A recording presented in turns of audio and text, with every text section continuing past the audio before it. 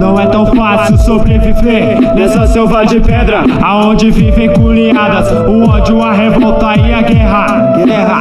Aonde o filho não pode andar tranquilamente, os moleques se envolvem com os entorpecentes. As minas se vendem na esquina, é muita dor, ódio, revolta no coração do povo que só sofre. O governo luta por cima, passa por cima do povo, tira sua vida, tira sua vida, tira sua vida. Tem muita coisa no país que não dá pra acreditar. Tem muita coisa acontecendo, mano, é que não dá pra aceitar.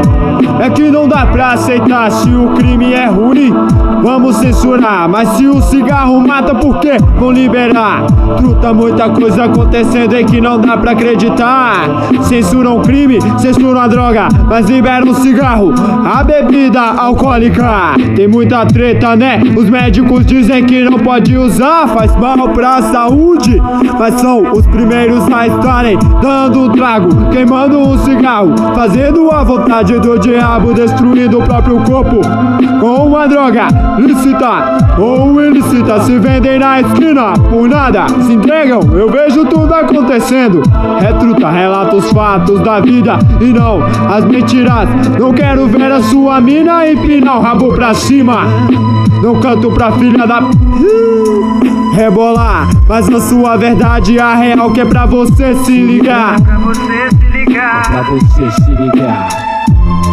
A correria aqui é outra, a ideia é muito forte, o papo aqui é reto, te livra do inferno.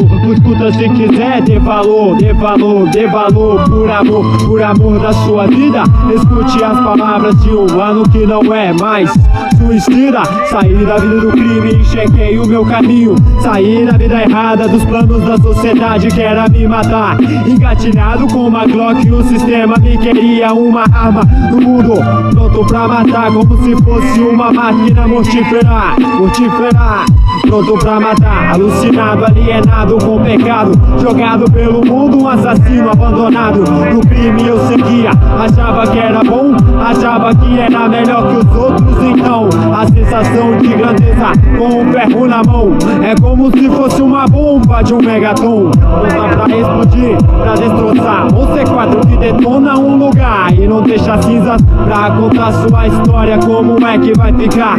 Sua mãe na orla do caixão irá chorar. Abre seu olho enquanto é tempo, enquanto ainda posso falar. Se Deus pôr ar no meu pulmão, até o fim eu vou rimar. Depois que meu corpo virar carniça, eu vou parar, não tem jeito de seguir a trajetória suicida que os manos insistem em trilhar. O caminho é louco e o processo é lento.